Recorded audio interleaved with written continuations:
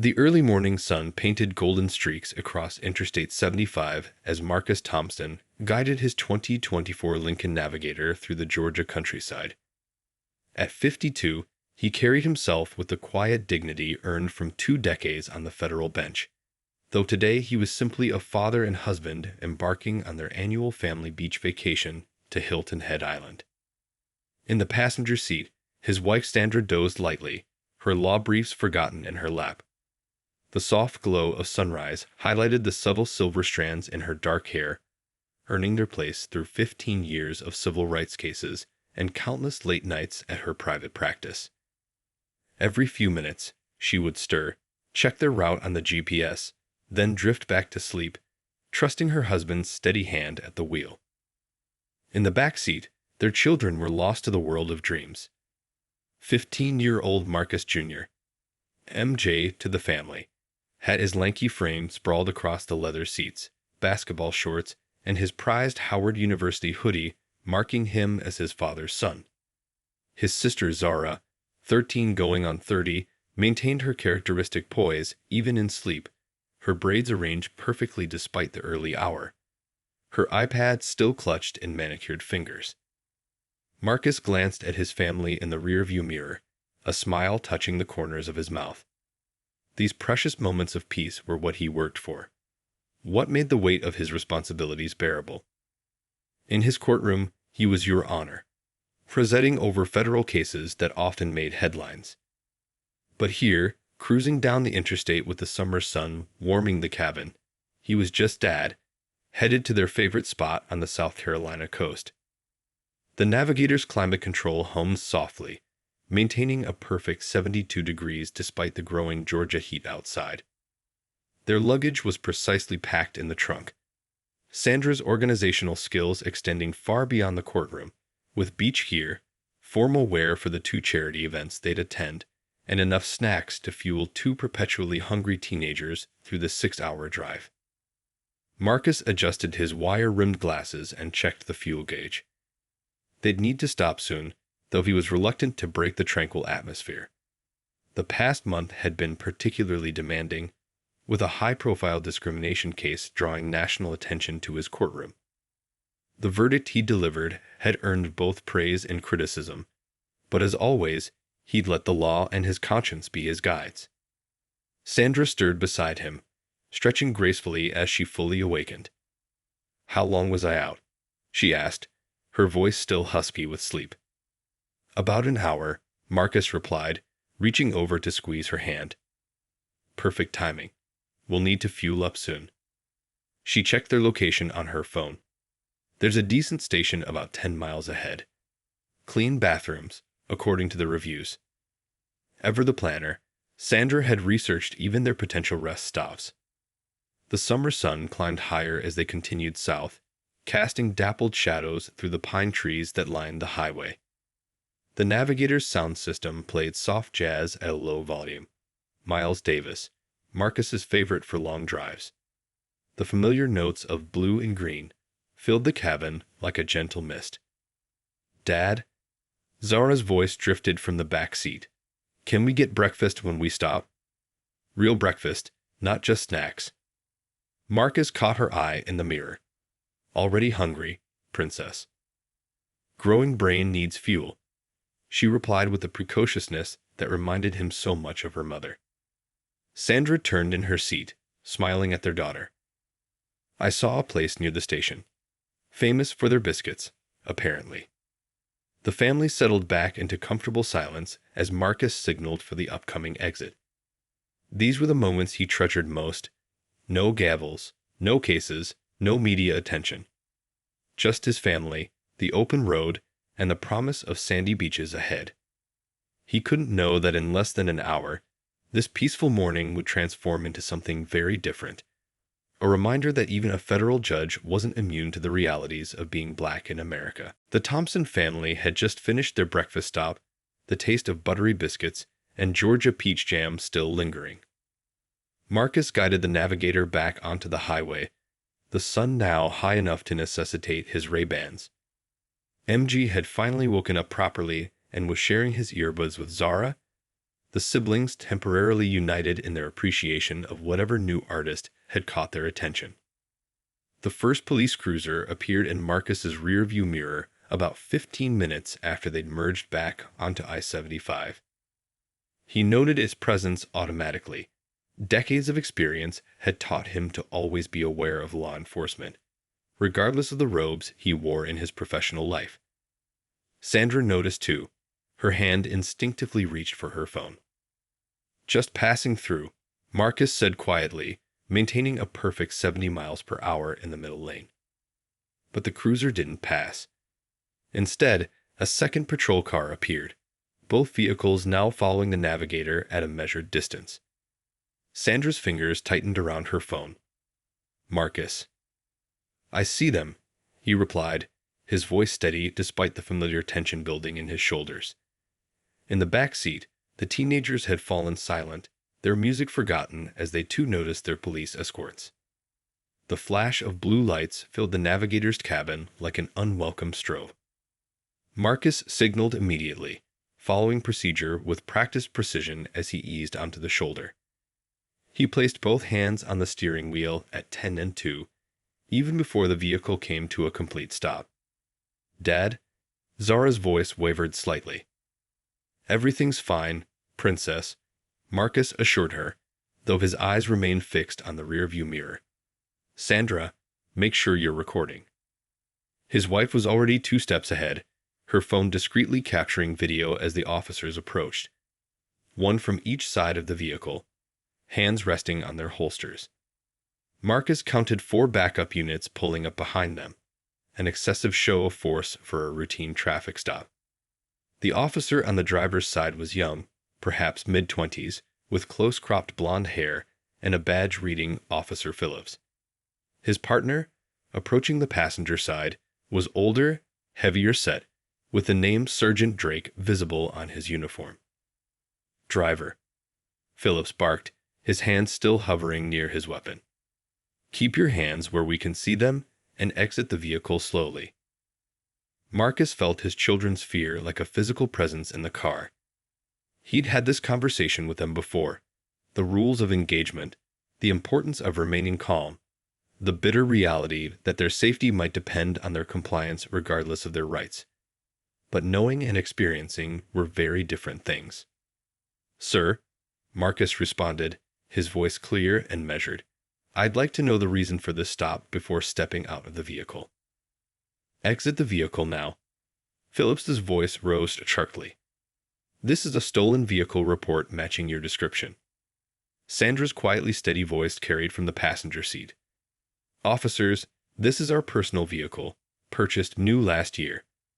We have all relevant documentation." "Ma'am, silence please," Sergeant Drake interrupted from the passenger side. "Sir, final warning. Exit the vehicle." Marcus met Sandra's eyes briefly, saw the controlled anger there matching his own. They both knew the drill, the Navigator's price tag, their skin color, the rural Georgia location. It was a familiar equation with an all too predictable result. "Children," Marcus said calmly, phones out, cameras on. "Remember what we practiced." He began to reach slowly for his door handle, his movements deliberate and telegraphed. "I'm opening my door now, officers." The Georgia heat hit him like a wall as he stepped out, hands raised to shoulder height. In his peripheral vision, he counted 2 more patrol cars pulling up, their lights painting the morning in red and blue. 8 officers for one family in an SUV. Some part of him, the part that had spent years ruling on cases just like this, was already composing the complaint he would file. But for now, he was simply a black man on the side of a Georgia highway, his children watching, trying to teach them through his actions how to survive moments like these with their dignity intact. Officer Phillips directed Marcus to stand spread-eagled against the Navigator's hood, the metal hot from the Georgia sun. From this angle, Marcus could see his family's reflection in the polished black paint.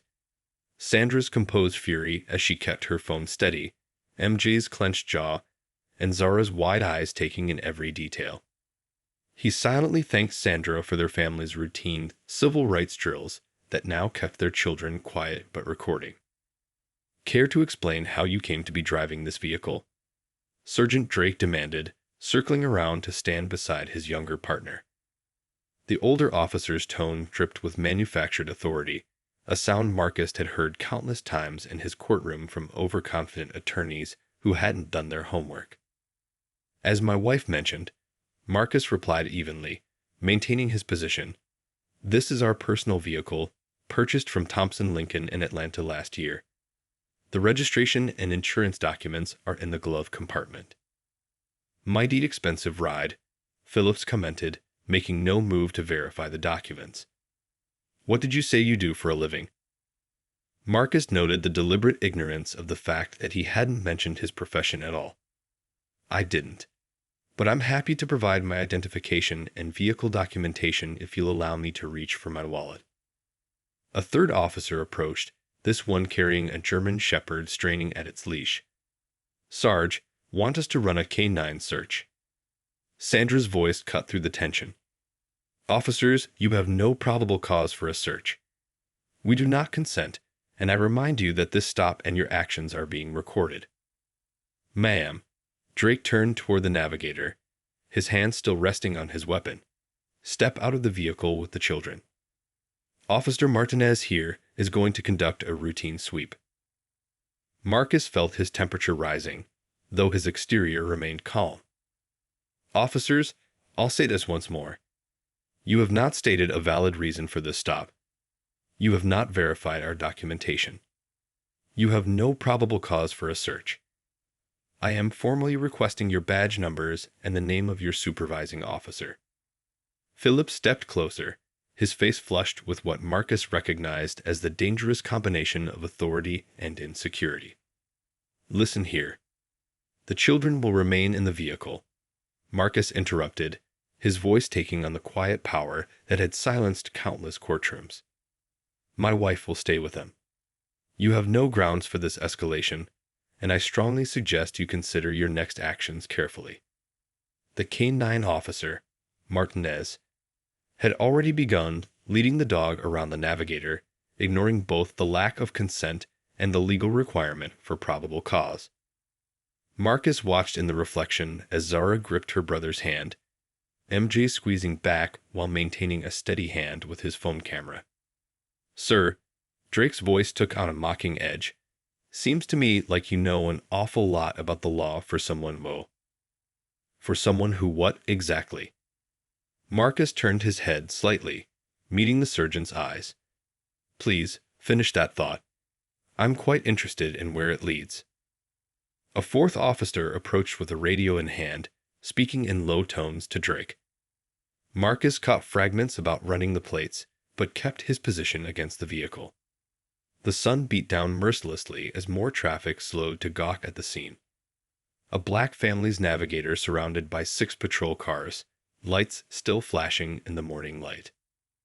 The vehicle's coming back clean, the fourth officer reported, loud enough for everyone to hear. Registered to a Marcus Thompson in Atlanta. Well, Mr. Thompson, Phillips stepped closer, his earlier bravado slightly dented but still present. You still haven't explained how you afford a vehicle like this. Marcus straightened slowly, deliberately, years of judicial restraint holding back the words he wanted to say. Instead, he turned to face the officers fully, his 6'2" frame drawing to its full height. The moment had come to shift the dynamic, but first he wanted them to dig their hole just a little deeper.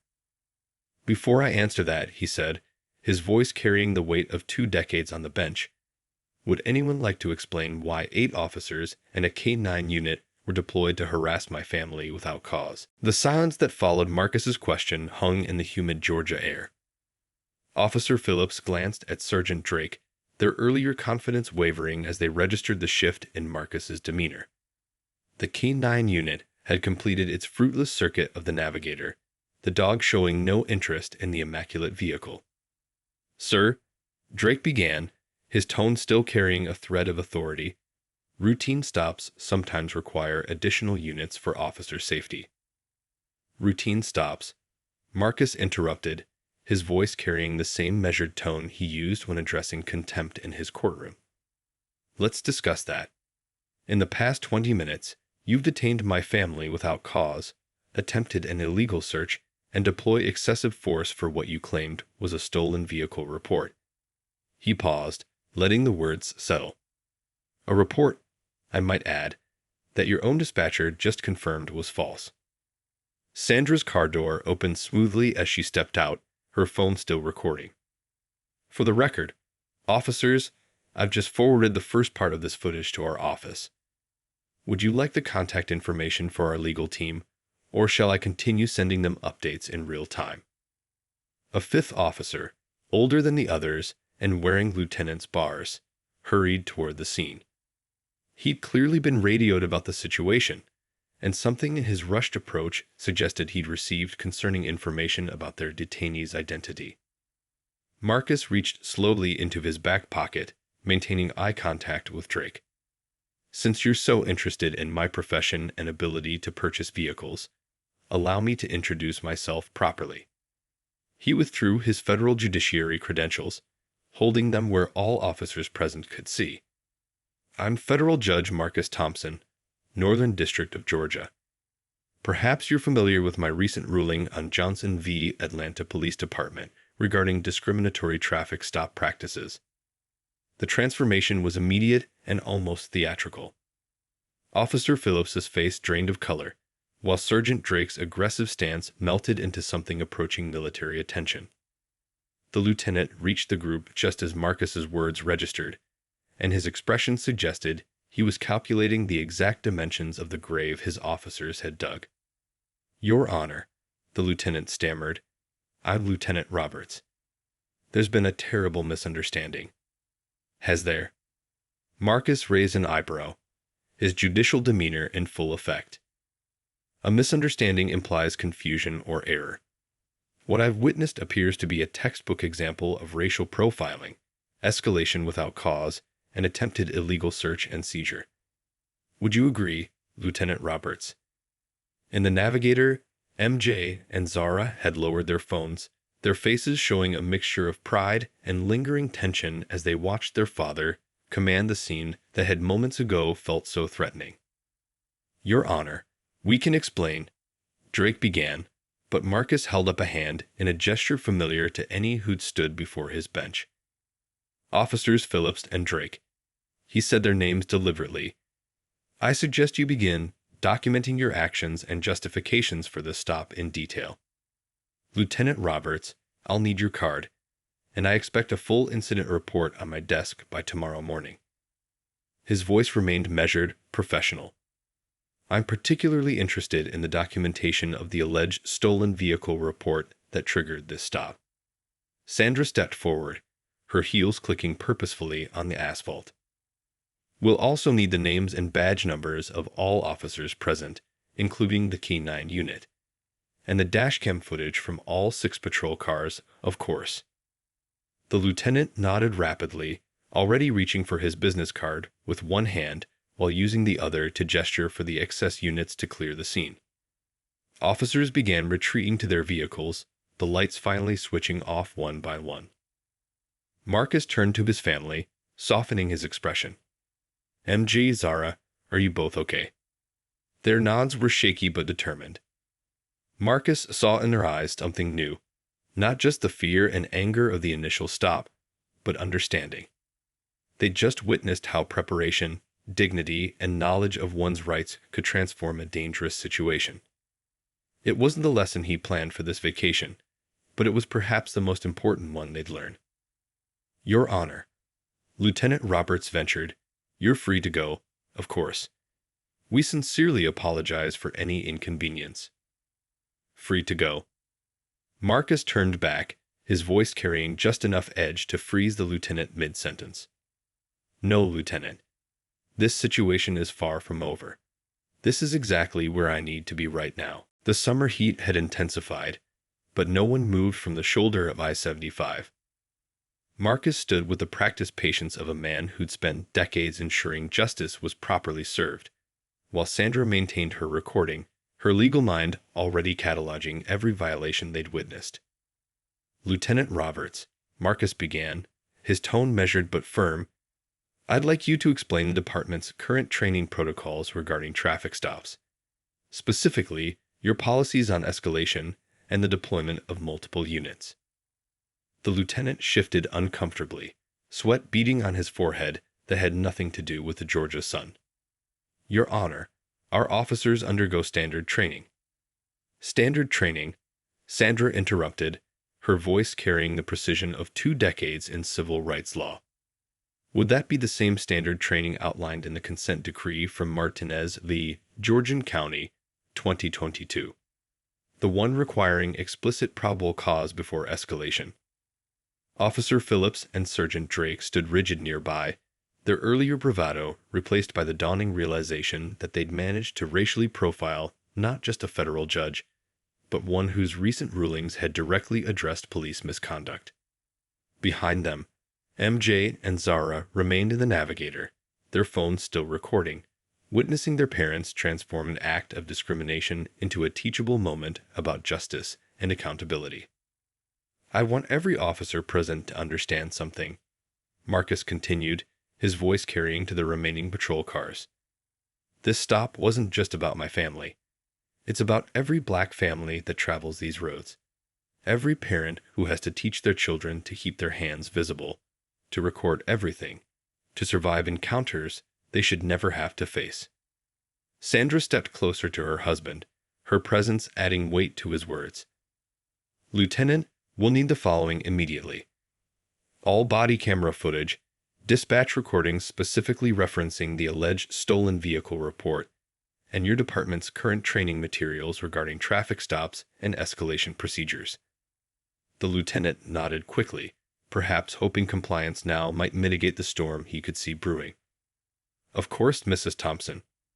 I'll have everything sent to Judge Thompson's chambers," Marcus corrected, "by noon tomorrow, including a detailed account of why 8 officers were dispatched for a routine traffic stop and the specific grounds for attempting a K-9 search without probable cause." A fresh patrol car pulled up, and from it emerged a face Marcus recognized: Chief Williams of the County Police Department. The chief's expression suggested he'd been briefed on the situation and understood exactly how serious it was. "Your Honor," the chief approached quickly, shooting harsh glances at his officers. "I came as soon as I heard. This is completely unacceptable." "Yes, it is," Marcus agreed. "And now you have an opportunity to demonstrate your department's commitment to reform. Starting with these officers." Sandra had moved back to the Navigator, checking on their children. MJ's face showed a mixture of pride and lingering tension, while Zara had already pulled out her notebook, documenting everything she'd observed. Even in this moment, Marcus felt a surge of pride. His children were learning not just about injustice, but about how to stand against it. "Chief Williams," Marcus turned his full attention to the newly arrived supervisor, "I'm not interested in token suspensions or administrative leave. What I want is comprehensive reform. New training protocols, independent oversight, and regular audits of traffic stop patterns." He paused, letting his next words carry their full weight. "Unless you prefer these changes come through federal intervention." The chief paled slightly. "No, Your Honor. We're committed to addressing these issues internally." "Excellent." Sandra rejoined the conversation, her phone still recording. "Then we'll expect a detailed reform proposal on Judge Thompson's desk alongside tomorrow's incident reports, including plans for community oversight and statistical analysis of all traffic stops by demographic data." Marcus surveyed the scene one final time: the nervous officers, the chief's concerned expression, his family's steady presence. What had begun as an act of discrimination had transformed into an opportunity for real change. Sometimes, he reflected, justice wore judicial robes, and sometimes it drove a Lincoln Navigator down I-75, refusing to let injustice pass unchallenged. 3 days after their return from Hilton Head, Marcus sat in his chambers reviewing the thick manila envelope that had arrived from the Georgian County Police Department. The incident reports filled his mahogany desk, alongside statistical data that painted a troubling picture of departmental practices. Sandra sat across from him, her reading glasses perched on her nose as she analyzed the body camera footage on her laptop. 27 similar stops in the past month alone, Sandra noted, her voice tight with controlled anger.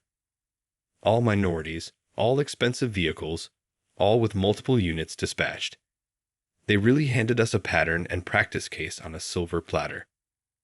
Marcus nodded, studying the training protocols Chief Williams had submitted. Their escalation procedures haven't been updated since 2019. No wonder Phillips and Drake thought they could get away with it. He removed his glasses, rubbing the bridge of his nose. Where are we on the community impact statements? 17 families have come forward since the local news picked up the story, Sandra replied, turning her laptop to show him the spreadsheet she'd compiled.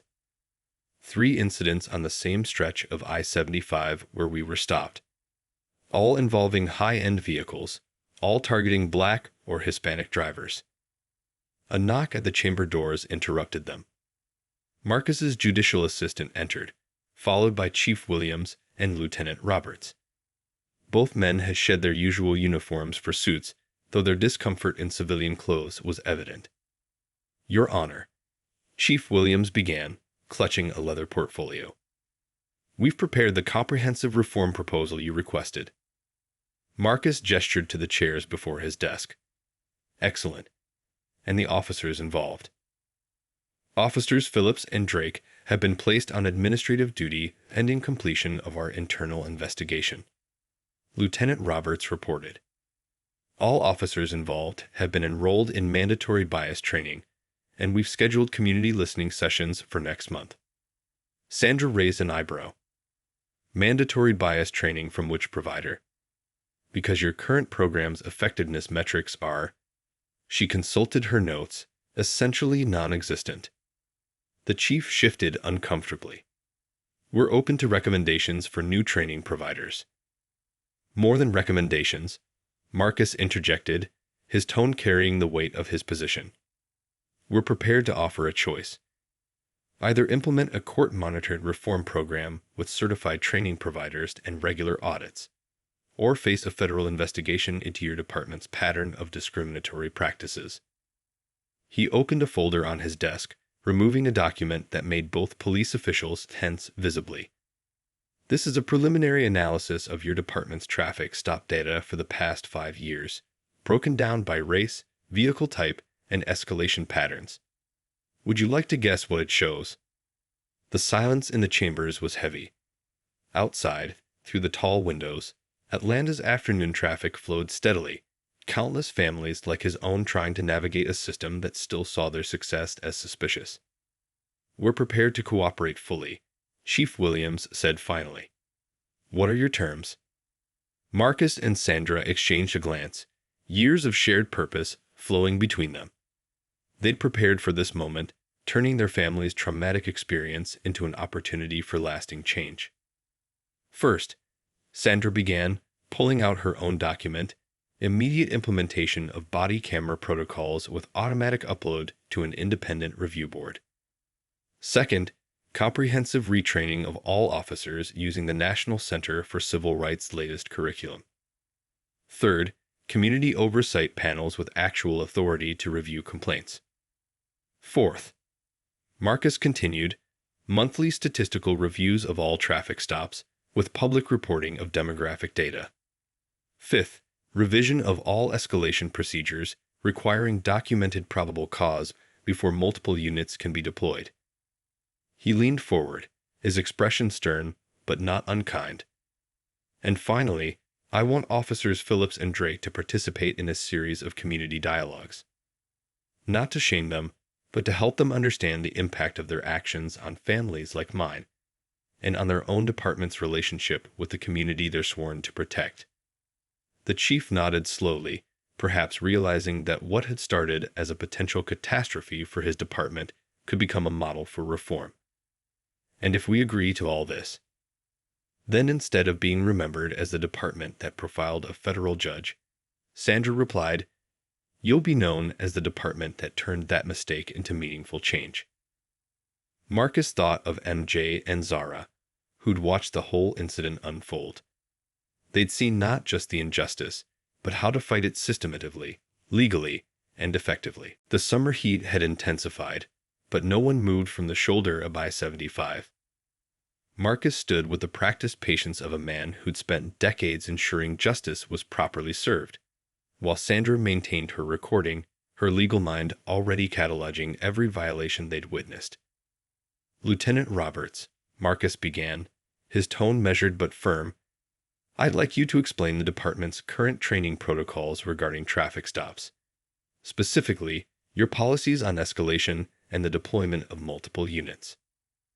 The lieutenant shifted uncomfortably, sweat beading on his forehead that had nothing to do with the Georgia sun. "Your Honor, our officers undergo standard training." "Standard training?" Sandra interrupted, her voice carrying the precision of 2 decades in civil rights law. "Would that be the same standard training outlined in the consent decree from Martinez v. Georgian County, 2022? The one requiring explicit probable cause before escalation?" Officer Phillips and Sergeant Drake stood rigid nearby, their earlier bravado replaced by the dawning realization that they'd managed to racially profile not just a federal judge, but one whose recent rulings had directly addressed police misconduct. Behind them, MJ and Zara remained in the Navigator, their phones still recording, witnessing their parents transform an act of discrimination into a teachable moment about justice and accountability. "I want every officer present to understand something," Marcus continued, his voice carrying to the remaining patrol cars. "This stop wasn't just about my family. It's about every black family that travels these roads. Every parent who has to teach their children to keep their hands visible, to record everything, to survive encounters they should never have to face." Sandra stepped closer to her husband, her presence adding weight to his words.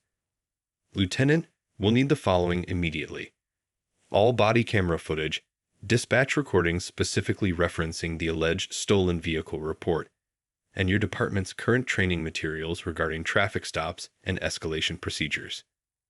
The lieutenant nodded quickly, perhaps hoping compliance now might mitigate the storm he could see brewing.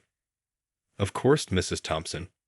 I'll have everything sent to Judge Thompson's chambers," Marcus corrected, "by noon tomorrow, including a detailed account of why 8 officers were dispatched for a routine traffic stop and the specific grounds for attempting a K-9 search without probable cause."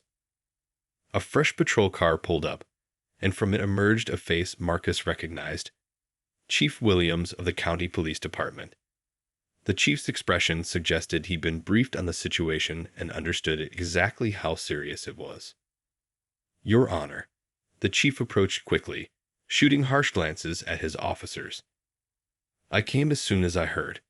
This is completely unacceptable." "Yes, it is," Marcus agreed.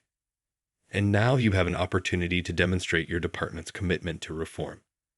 Starting with these officers."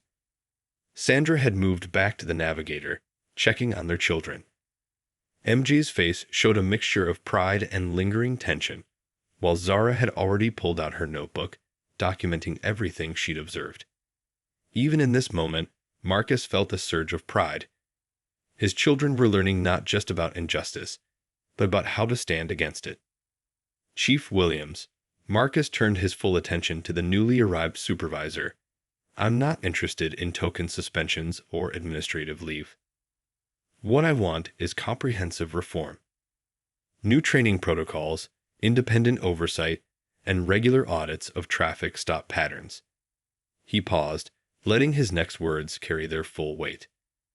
"Unless you prefer these changes come through federal intervention." The chief paled slightly. "No, Your Honor. We're committed to addressing these issues internally." "Excellent." Sandra rejoined the conversation, her phone still recording. "Then we'll expect a detailed reform proposal on Judge Thompson's desk alongside tomorrow's incident reports, including plans for community oversight and statistical analysis of all traffic stops by demographic data. Marcus surveyed the scene one final time. The nervous officers, the chief's concerned expression, his family's steady presence. What had begun as an act of discrimination had transformed into an opportunity for real change. Sometimes, he reflected, justice wore judicial robes. And sometimes it drove a Lincoln Navigator down I-75, refusing to let injustice pass unchallenged. Sometimes the greatest lessons came from the hardest moments. The Georgian County Police Department's main conference room had been transformed. Where once hung outdated procedural charts and department photos, now stretched a wall-sized dashboard displaying real-time traffic stop statistics, demographic breakdowns, and response times. 6 weeks after the Thompson family's incident, the promised changes were taking tangible form. Officer Phillips stood before a packed room of his fellow officers, his usual confidence replaced by something more thoughtful. Behind him, a PowerPoint slide showed the image of his own body camera footage from that day on I-75. "I did everything by our old playbook," he admitted to his colleagues, his voice carrying the weight of hard-earned insight. Multiple units, immediate escalation, K-9 deployment. But that playbook was wrong. And Judge Thompson showed us why. In the back of the room, Marcus sat with Sandra and Chief Williams, observing the department's third mandatory training session. Beside them, Dr. Regina Carter, the National Center for Civil Rights lead trainer, took notes on the officers' responses. "The thing is," Phillips continued, "we kept saying we were following protocol. But when Judge Thompson asked us to justify each action, the extra units, the K-9 search, separating the family, we couldn't. Not legally. Not ethically." Sergeant Drake, who'd spent the past month working with community outreach programs, stood to join his partner. "We've pulled the data from the past 6 months. 87% of our escalated stops involved minority drivers. We weren't protecting and serving. We were profiling and intimidating." Sandra leaned over to whisper to Marcus, "They've come a long way from that day on the highway." Marcus nodded, watching as other officers began engaging in the discussion, sharing their own experiences and biases. The conversation had shifted from defensive resistance to active participation in change. Chief Williams stepped forward to address his department. "Thanks to Judge Thompson's intervention, and yes, our own serious mistakes, we're implementing the most comprehensive reform program in the state. But this only works if we all understand why it's necessary." Dr. Carter advanced the presentation to display the new protocols. The dashboard behind her updated in real time as another traffic stop was logged into the system, complete with demographic data, reason for the stop, and outcome. "Every stop is now recorded and reviewed," she explained. "Body cameras activate automatically when emergency lights are engaged. Escalation requires documented probable cause and supervisor approval. But most importantly, we've implemented community feedback loops." The screen shifted to show the newly established Civilian Oversight Board's interface. Marcus recognized several faces: community leaders, civil rights activists, and ordinary citizens who'd stepped forward to bridge the gap between law enforcement and the community. Last week, Drake added, "I sat down with the family I'd stopped last year. Similar situation to the Thompsons. Nice car, black family, multiple units called. Listening to their experience." He paused, emotion evident in his voice. "Let's just say I'm grateful for this chance to do better." Sandra raised her hand, and the room fell silent. "Officers, I want you to understand something. When my husband and I pursued these changes, it wasn't about punishment. It was about progress. Every traffic stop is an opportunity to either build trust or destroy it." Phillips nodded, gesturing to the stats behind him. "Since implementing the new protocols, our successful traffic stops have actually increased. Turns out, when you treat people with respect and follow proper procedures, they're more likely to cooperate." Marcus observed the room, noting the engaged expressions, the thoughtful nods, the absence of the defensive posturing he'd seen in earlier sessions. Real change was happening, not just in protocols but in perspectives. Chief Williams concluded the session by announcing the department's new community outreach initiatives: regular town halls, ride-along programs, and transparent reporting of all police interactions. The dashboard behind him told the story in numbers: decreasing escalation rates, more equitable stop distributions, rising community satisfaction scores. As the officers filed out, many stopping to shake Marcus's hand or thank Sandra for their advocacy, Dr. Carter approached with a smile.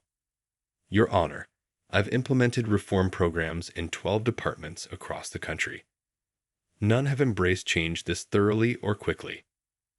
Marcus watched Phillips and Drake gather their materials, now leading advocates for the very reforms they'd once resisted.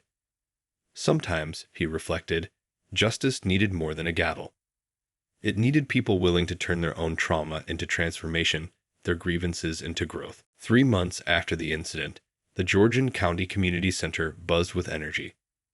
Local news cameras lined the back wall, capturing what had become a model for police-community relations reform. The town hall meeting room was filled beyond capacity, with people standing along the walls and spilling into the hallway. Marcus sat in the front row with his family, watching as MG approached the podium. At 15, his son had grown noticeably taller since that summer morning on I-75. But it wasn't just his physical stature that had changed. The experience had awakened something in him, a passion for justice that mirrored his parents.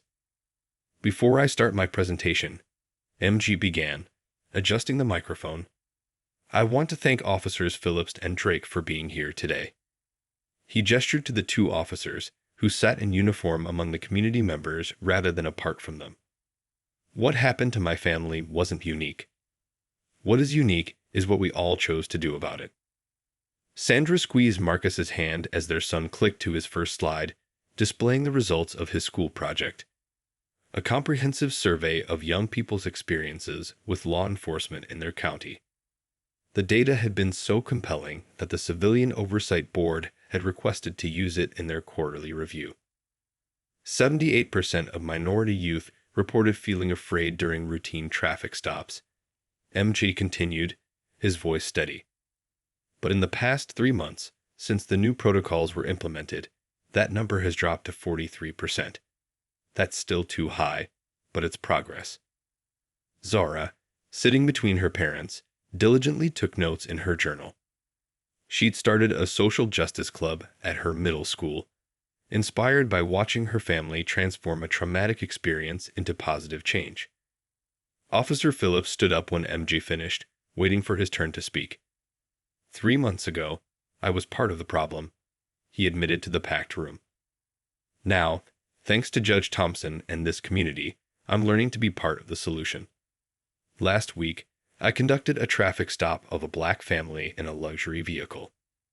But this time, I followed the new protocols: single unit response, clear communication, documented reasoning. The driver was a surgeon heading home from an emergency shift. We had a positive interaction, and he left with just a warning for a broken taillight. From her seat, Sandra raised her hand. "And how long did it take to resolve that stop, Officer Phillips?" 12 minutes, he replied, understanding her point. Compare that to the 45 minutes we spent harassing the Thompson family with 8 officers and a K-9 unit. The room murmured with recognition. Efficiency had improved alongside equity. Chief Williams took the podium next, pulling up the department's new public dashboard on the large screen. "Transparency builds trust," he began, scrolling through the real-time data. "In the past quarter, we've seen a 60% reduction in escalated stops, a 40% increase in community cooperation, and notably, no decrease in successful law enforcement outcomes." Marcus watched as community members engaged with the officers, asking questions, sharing experiences, and offering suggestions. The adversarial atmosphere that had characterized these meetings in the past had been replaced by something more constructive: a shared commitment to progress. Local business owner Mrs. Jenkins, whose son had experienced similar profiling last year, stood to share her perspective. "My boy drives through this county every day for work," she said, emotion in her voice. "Last week, he got pulled over for speeding.